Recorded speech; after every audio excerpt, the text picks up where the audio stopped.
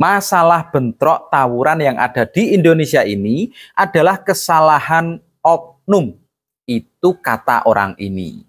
Dan juga setiap organisasi, ormas, organisasi keagamaan, tidak pernah pengurusnya ini mengajarkan kepada jamaah, kepada murid, kepada anggotanya untuk melakukan hal-hal yang anarkis, untuk ricuh tawuran. Tidak pernah diajarkan oleh ketua mereka, oleh pengurus ormas mereka, oleh ustadz-ustadz mereka untuk tawuran, untuk ricuh. Tidak pernah diajarkan. Ini juga perkataan dari orang ini. Tapi kenapa kalau mengkritik kalau mengkritik orang ini, kalau orang ini mengkritik sebuah kejadian, katakanlah tawuran atau kericuan pada sholawatan, itu kenapa yang dikritik adalah organisasinya? Kenapa yang dikritik alirannya?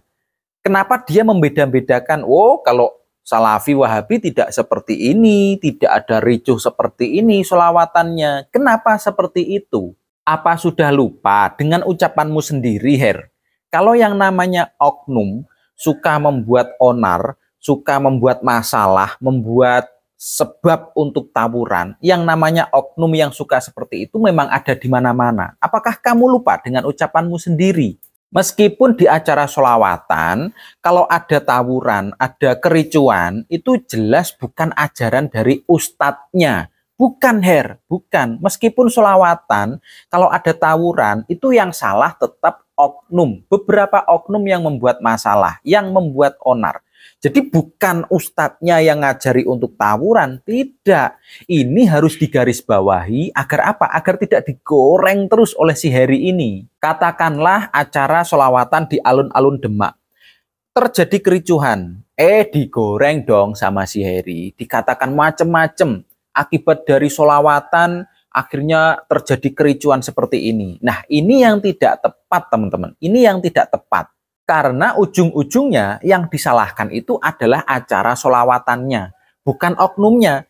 Jadi hari ini mengecualikan sebuah masalah ini dikecualikan. Oh, kalau yang ini oknum, kalau yang ini acara sholawatannya yang salah. Lalu dibanding-bandingkan, dibeda-bedakan dengan pengajian yang ada di Salafi Wahabi. Wow, ini loh, kalau pengajian di Salafi Wahabi, ini damai di dalam masjid, nggak ada ricuh, nggak ada apa.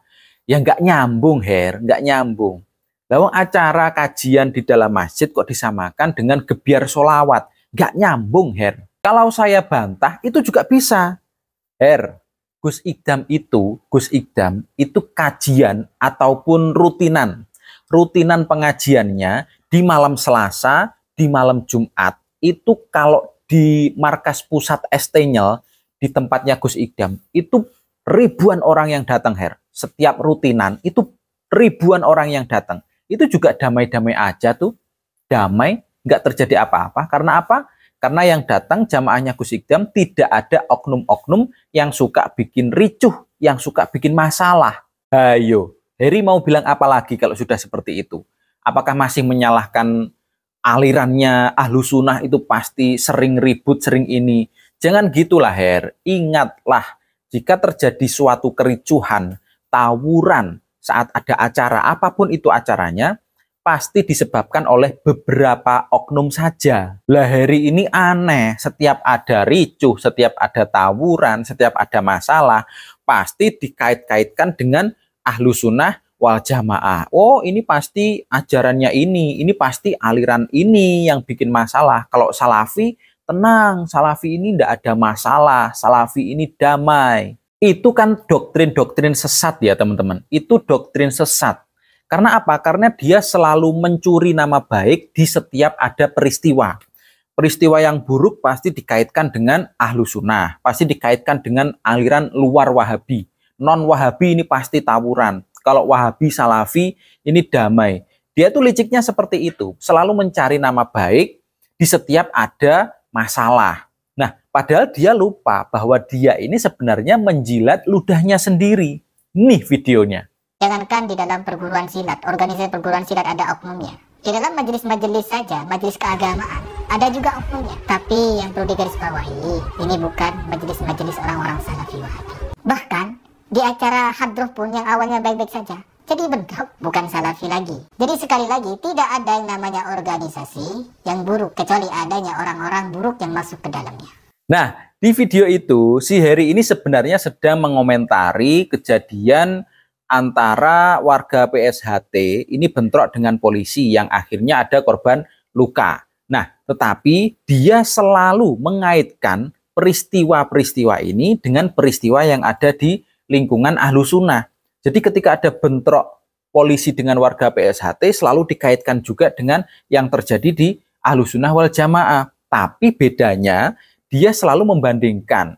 Dia selalu melupakan juga bahwa kalau yang di PSHT katanya oknum, tapi kalau yang di Sholawatan katanya alirannya yang salah. Nah, ini kan salah, teman-teman. Ini doktrin sesat.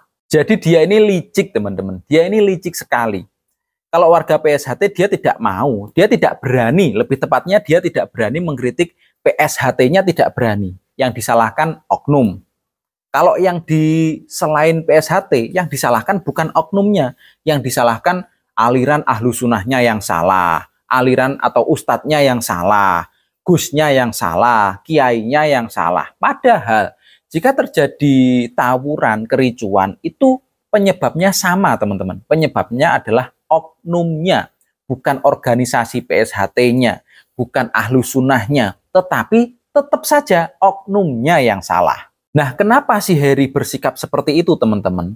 Nah, ternyata usut punya usut, ternyata harus ada yang ditutupi oleh si Heri ini di dalam Salafi Wahabi. Harus ada yang ditutupi. Makanya dia gencar terus untuk mencari masalah agar orang-orang tidak tahu ada apa di dalam Salafi Wahabi. Nah, masalahnya adalah ketika Pak Yazid Jawas ini meninggal. Masalahnya ternyata orang yang selalu mengatakan untuk bid'ah berdoa di kuburan, ternyata umatnya melakukan hal itu. Mereka berdoa di kuburan. Apa doanya? Allahumma gfirlahu warhamhu dan seterusnya. Bukankah itu doa untuk mayit? Dan mereka lakukan itu di kuburan. Nah, itu kan sudah sangat menyimpang dari ajaran yang mereka gencarkan selama ini. Ditambah lagi masalahnya adalah ketika mereka sholat berjamaah, sholat jenazah berjamaah, ini tidak ada imamnya. Kok ada ya ajaran seperti itu? Sholat jamaah tapi nggak ada imamnya. Nah, ini mereka kan sebenarnya menyimpang. Akhirnya ditutupi oleh si Heri dengan konten-kontennya si Heri yang terus menyerang Ahlussunnah. Biar apa? Biar orang-orang tidak tahu akan hal itu. Makanya untuk pengikut-pengikut Kiai Ahlussunnah, pengikutnya Gus Ahlussunnah, ini juga gencar, teman-teman. Gencar untuk memerangi doktrin-doktrin keras seperti itu. Ajaran-ajaran sesat seperti itu. Para pengikut Kiai, pengikut Gus di Ahlussunnah ini juga gencar. Nah, tujuannya apa? Tujuannya sebenarnya agar umat Islam di Indonesia ini damai. Orangnya tidak berubah menjadi kaku-kaku, keras-keras sikapnya. Agar umat Islam di Indonesia ini tetap luwes dengan kearifan lokalnya, tidak mudah terprovokasi juga, dan agar umat Islam tidak terpecah belah.